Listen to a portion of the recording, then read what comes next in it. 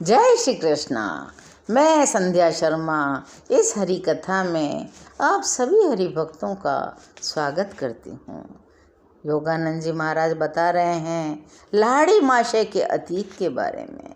वे कहते हैं श्री गौर मोहन लाहिड़ी गुरनी को छोड़कर सपरिवार काशी में जा बसे थे। वहाँ उन्होंने एक शिव मंदिर की स्थापना की थी। वहाँ रोज़ पूजा पाठ, दान, धर्म, शास्त्र अध्ययन आदि उनके घर में होता था। वे न्यायपरायण थे, उदार दृष्टिकोण वाले थे। आधुनिक विचारधारा की उपयोगिता की भी वे अवहेलना नहीं करते थे। बालक लाहिड़ी ने काशी की पाठशालाओं में हिंदी और उर्दू की पढ़ाई की थी। उन्होंने जय नारायण घोषाल के विद्यालय में संस्कृत, बंगाली, फ्रेंच तथा अंग्रेजी की शिक्षा प्राप्त की थी। वेदों का वे गहरा अध्ययन करते थे। विद्वान ब्राह्मणों की शास्त्र चर्चाओं को मन लगाकर सुनते थे। इन विद्वानों में एक महाराष्ट्रीयन पंडित श्री नाग भट्ट भी थे। श्यामाचरण लाहिड़ी बड़े दयालु थे, विनम्र थे और साहसी बच्चे थे। सभी साथियों में बड़े ही लोकप्रिय थे। शरीर उनका बचपन से ही सुडौल, स्वस्थ और बलिष्ठ था। तैराकी और अन्य शारीरिक पटुता के अनेक कार्यों में वे निपुण थे। सन 1846 में श्री देव नारायण सान्याल की सुपुत्री काशीमणि के साथ श्यामाचरण लाहिड़ी का विवाह हुआ। काशीमणि देवी एक आदर्श भारतीय गृहिणी थी जो अपने गृह कर्तव्यों का, अतिथि सेवा का, दरिद्र नारायण सेवा के अपने गृहस्थ धर्म का प्रसन्नतापूर्वक पालन करती थी। इस विवाह से श्यामाचरण जी के 2 पुत्र, 3 कौड़ी और 2 कौड़ी और 2 पुत्रियों का जन्म हुआ। 1851 में 23 वर्ष की आयु में लाहिड़ी महाशय ब्रिटिश सरकार के मिलिट्री इंजीनियरिंग विभाग में लेखपाल के पद पर नियुक्त हुए। अपने सेवा काल में उनकी अनेक बार पदोन्नति हुई। इस प्रकार वह न केवल ईश्वर की आंखों में सिद्ध पुरुष थे, वरन इस छोटे से मानवीय नाटक में भी, जिसमें साधारण ऑफिस कर्मचारी की भूमिका अदा कर रहे थे, उसमें भी उन्होंने सफलता प्राप्त की थी। मिलिट्री इंजीनियरिंग विभाग ने समय समय पर उन्हें गाजीपुर, मिर्ज़ापुर, नैनीताल, दानापुर, वाराणसी में उनका स्थानांतरण किया। उनके पिता की मृत्यु के बाद युवा लाहिड़ी महाशय ने पूरे परिवार का सारा दायित्व अपने ऊपर ले लिया। परिवार के लिए उन्होंने काशी में भीड़ भाड़ से दूर गरुड़ेश्वर मोहल्ले में एक घर खरीद लिया। लाहिड़ी महाशय के जीवन के 33वें वर्ष में उस उद्देश्य की पूर्ति हुई जिसके लिए उन्होंने इस धरती पर पुनः जन्म लिया था। हिमालय में रानीखेत के पास उनकी भेंट अपने महान गुरु महाअवतार बाबा जी से हुई और उन्हें वहाँ क्रिया योग की दीक्षा मिली।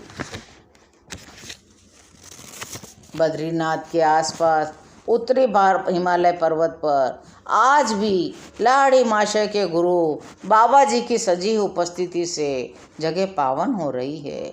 जन संसर्ग से दूर निर्जन प्रदेश में रहने वाले ये महागुरु शताब्दियों से, शायद सहस्त्राब्दियों से अपने स्थूल शरीर में वास कर रहे हैं। मृत्युंजय बाबा जी एक अवतार हैं। इस संस्कृत शब्द का अर्थ है नीचे उतरना। यह अव अर्थात नीचे और त्र अर्थात तरण बाबा जी की आध्यात्मिक अवस्था मानवीय आकलन शक्ति से हटकर है। योगानंद जी कथा में कहते हैं, युक्तेश्वर जी गुरु ने मुझे एक बार बताया था कि मनुष्य की अल्प बुद्धि को उनकी परात्पर अवस्था का ज्ञान कभी नहीं हो सकता। इस अवतार के योगेश्वर की केवल कल्पना करने का प्रयास भी व्यर्थ है। प्राचीन भारत में कृष्ण, राम, बुद्ध और पतंजलि जैसे अवतार हुए। दक्षिण भारत में अगस्त्य पर विपुल काव्य साहित्य की रचना हुई और आज बाबा जी सशरीर इस संसार में विद्यमान हैं। इस प्रकार शास्त्रीय वर्गीकरण के अनुसार वे एक महाअवतार हैं। उन्होंने स्वयं ही बताया है कि संन्यास आश्रम के पुनर्संगठक अद्वितीय तत्वज्ञानी जगत गुरु आदि शंकराचार्य तथा सुप्रसिद्ध मध्य युगीन संत कबीर को भी उन्होंने योग दीक्षा दी थी। 19वीं शताब्दी के उनके मुख्य शिष्य लाड़ी महाशय थे, जिन्होंने लुप्त होती क्रिया योग विद्या का पुनरुद्धार किया। बाबा जी के परिवार या जन्म स्थान के विषय में कभी किसी को कुछ बात का पता नहीं है। साधारणतया वे हिंदी में बोलते हैं, परंतु अन्य सभी भाषाएं आसानी से बोल लेते हैं। उन्होंने बाबा जी का सीधा साधा नाम रख लिया है, महाअवतार बाबा जी। लाड़ी महाशय के शिष्यों ने उन्हें श्रद्धा से अन्य कई नाम दिए हैं। वे उन्हें महामुनि बाबा जी महाराज, महायोगी, त्र्यंबक बाबा, शिव बाबा, मुक्त सिद्ध पुरुष बाबा, बहुत कई नाम कहते हैं। लाड़ी महाशय कहा करते थे, जब भी कोई श्रद्धा के साथ बाबा जी का नाम लेता है, उसे तत्क्षण आध्यात्मिक आशीर्वाद प्राप्त होता है।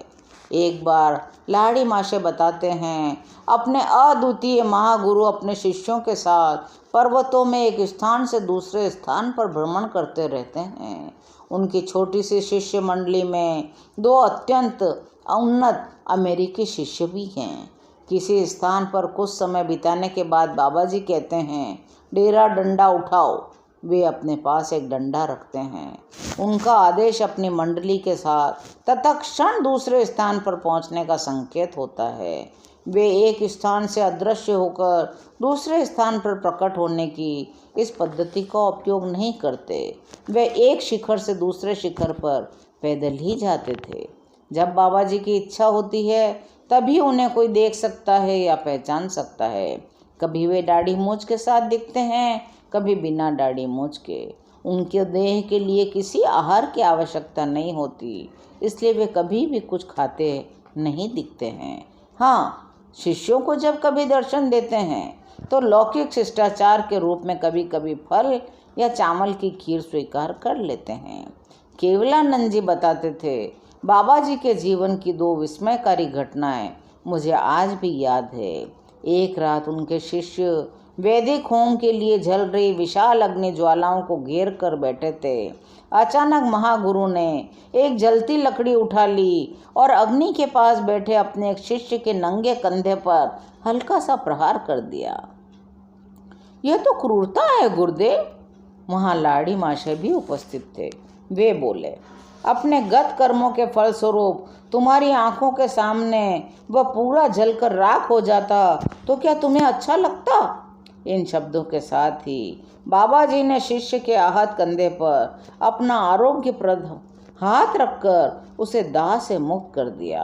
उन्होंने कहा, आज रात मैंने तुम्हें पीड़ादायक मृत्यु के हाथों किंचित सी पीड़ा का अनुभव कराया, जिससे तुम्हारा कर्म भोग मिट गया है। महाअवतार बाबा जी की कथा आगे भी जारी रहेगी। आज ये कथा यहीं विश्राम लेती है। आगे की कथा सुनने के लिए चैनल को सब्सक्राइब करिए और मेरे साथ प्रेम से बोलिए। जय गुरुदेव।